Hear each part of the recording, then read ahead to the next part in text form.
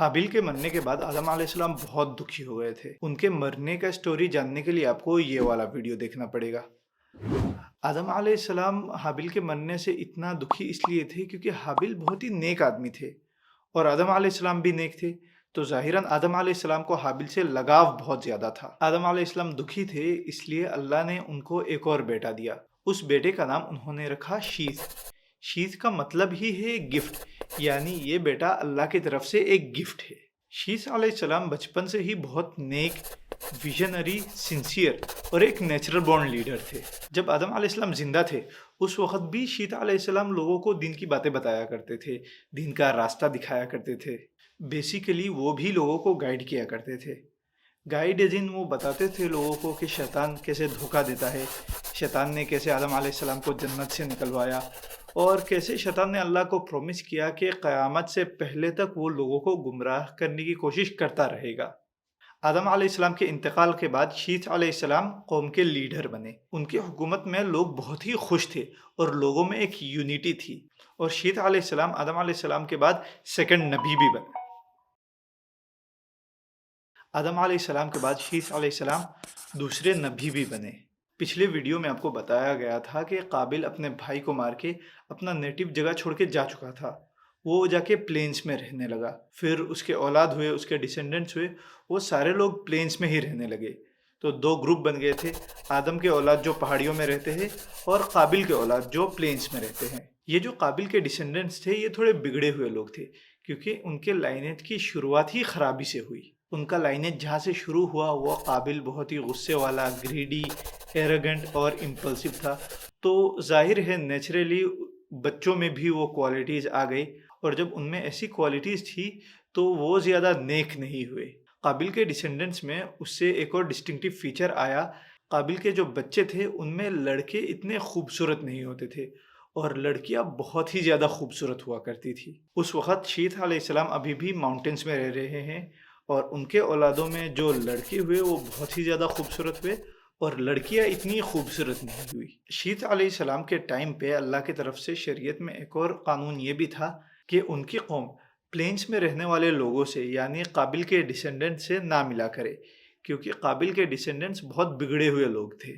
Basically دو groups ہو گئے، پہاڑ والے لوگ اور پلین والے لوگ، اور یہ لوگ ایک دوسرے سے نہیں ملا کرتے تھے اور سب کچھ کافی نارمل جا رہا تھا۔ پہاڑی والے لوگ پہاڑ میں خوش، پلینس والے لوگ پلینس میں خوش، کوئی پرابلم نہیں۔ اس وقت ایک بندہ تھوڑا پلین میں تھا، اس کو اللہ سے کیا ہوا وعدہ پورا کرنا تھا، شیطان کو۔ شیطان نے یہ دیکھا کہ وہ شیث علیہ السلام کے قوم کو بگاڑ نہیں سکتا، یہ لوگ بہت نیک ہے اور شیث علیہ السلام نے اپنے قوم کو بہت اچھے سے سنبھال کے رکھا ہے۔ تو وہ گیا قابل کے قوم کے پاس، پلینس والے لوگوں کے پاس، اور وہ ایک نوجوان کا روپ لے کے گیا۔ اس نے ایک ماسٹر بلیک سمتھ کے انڈر میں رہ کے کام کرنا شروع کیا۔ ابلیس نے ایک بلیک سمتھ کے انڈر میں رہ کے کام کرنا چوز کیا کیونکہ اس کو ایک ڈیوائس انوینٹ کرنا تھا۔ اس نے ایک فلوٹ بنایا، دنیا کی سب سے پہلے بانسری انوینٹ کر کے اس نے میوزک بجایا۔ ابھی دیکھ رہے ہو دنیا میں دھیرے دھیرے اور خرابیاں آنی شروع ہو گئی، گریڈ، ایروگنس، مرڈر، اس کے بعد آیا میوزک۔ ابلیس نے بانسری بنانے کے بعد ڈھول بھی بنایا اور ان کو یوز کر کے الگ الگ طرح کے میوزک بجانے لگا۔ لوگ میوزک سنتے ہی بہت ہی حیران ہو گئے، شاکڈ ہو گئے کہ یہ کیسا ساؤنڈ ہے، اس سے پہلے کبھی انہوں نے سنا ہی نہیں تھا۔ تو ان کو بہت ہی مزہ آ رہا تھا، وہ لوگ پورا گیدر ہو گئے کہ اوکے چلو یہ ایک نیا چیز ملا ہے اور اس میں ہم کو بہت مزہ آ رہا ہے۔ ایک طرف شیث علیہ السلام کی قوم جو ابھی تک بہت ہی نیک ہے اور بہت ہی پروٹیکٹڈ ہے، اور دوسری طرف قابل کی قوم جو پہلے سے تھوڑے بگڑے ہوئے تھے، شیطان جا کے ان کو اور بگاڑ رہا ہے، ان کو نئی طرح کی گناہیں لا کے سکھا رہا ہے۔ جب ابلیس فلوٹ اور ڈرمز یہ سب ریگولرلی بجانے لگا تو لوگوں کو بہت مزہ آ رہا تھا، وہ میوزک کو فیل کر رہے تھے، تو دھیرے دھیرے انہوں نے اس میوزک پہ ناچنا شروع کیا۔ یہ کام کرتے ہوئے ان کو اتنا مزہ آ رہا تھا کہ وہ لوگ گروپس بنا لیتے تھے، اور انہوں نے پھر ایک دن مقرر کر لیا کہ ہم لوگ ہفتہ بھر کام کریں گے اور ایک دن ایسا رہے گا کہ ہم لوگ کچھ نہیں کریں گے، پورا دن میوزک سنیں گے اور گروپس بنا کے ناچتے رہیں گے۔ بیسیکلی پورا ہفتہ کام کریں گے اور ایک دن صرف ڈانس اور میوزک کے لیے۔ ابھی تک شیث علیہ السلام کے قوم کو پلینس میں جانے کی اجازت نہیں ہے، تو شیطان فکر میں پڑ گیا کہ اوکے پلینس والے لوگوں کو تو میں نے بگاڑ دیا ہے، पहाड़ी वाले लोगों को कैसे बिगाड़ा जाए। तो उसने शीस अलैहिस्सलाम के कौम के कुछ लोगों के दिल में ये डाला कि हम लोग प्लेन्स वाले लोगों से मिलेंगे नहीं, बात नहीं करेंगे, एक बार दूर से देखते हैं कि वो लोग करते क्या हैं। तो एक बारी शीस अलैहिस्सलाम के कौम के कुछ लोग काबिल के गांव के पास से गुजर रहे थे, तो उन्होंने सोचा कि देखते हैं कि वहाँ चल क्या रहा है। इत्तेफाकन वो दिन म्यूजिक और डांस वाला दिन था, तो शीस अलैहिस्सलाम के कौम के लोगों ने सोचा अरे यह तो पार्टी चल रही है, देखते हैं कि क्या है। और ये शैतान के सबसे बड़े ट्रिक्स में से एक है। वो अक्सर दिल में ये नहीं डालता है कि गुनाह करते हैं, वो दिल में ऐसा डालता है कि एक बार ट्राई करके देखते हैं कि ये चीज़ है क्या। शैतान कभी दिल में ऐसा नहीं डालता है कि हमको ये गुनाह करना है, वो अक्सर टाइम यही डालता है कि एक बार ट्राई कर लेते हैं।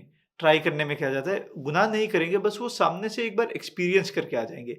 और बहुत सारे लोगों को गुनाह करने की आदत ऐसी ही लगती है कि एक बार ट्राई कर लेते हैं, शराब को एक बार ट्राई कर लेते हैं क्या है ये चीज़, ड्रग्स एक बार ट्राई कर लेते हैं कि क्या है ये चीज़, और नेक्स्ट मोमेंट पता ही नहीं चलता कि कब लोग गुनाह करने के आदी हो जाते हैं। शीस अलैहिस्सलाम के कौम के वो लोग जब काबिल के गांव के सामने गए, तो उन्होंने पहली चीज़ नोटिस किया कि उस गांव की औरतें बहुत खूबसूरत है।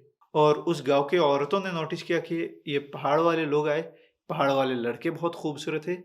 तो शैतान ने औरतों के दिल में एक और गुनाह डाला, तबर्रुज।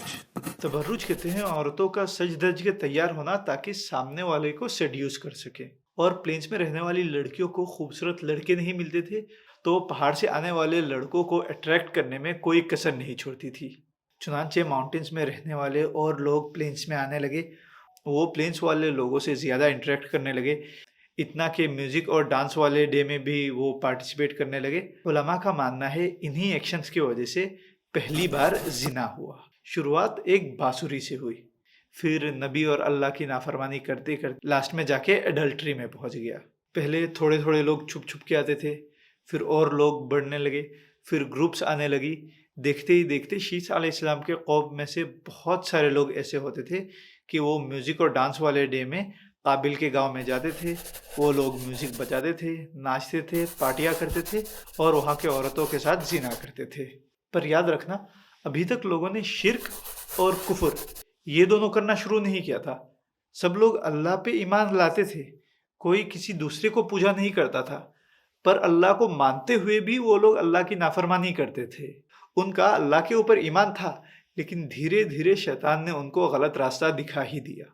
शीस अलैहिस्सलाम ने अपनी पूरी ज़िंदगी लोगों को ये बताने में लगा दिया कि क्या सही है क्या गलत। बहुत सारे लोगों ने उनकी बात मानी, उन पे ईमान रखा और वो सही रास्ते पे भी थे।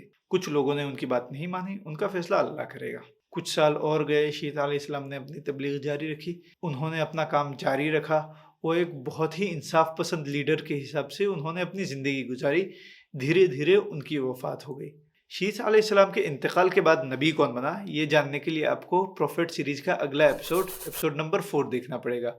तब तक के लिए थोड़ा इंतज़ार करिए। अस्सलाम वालेकुम।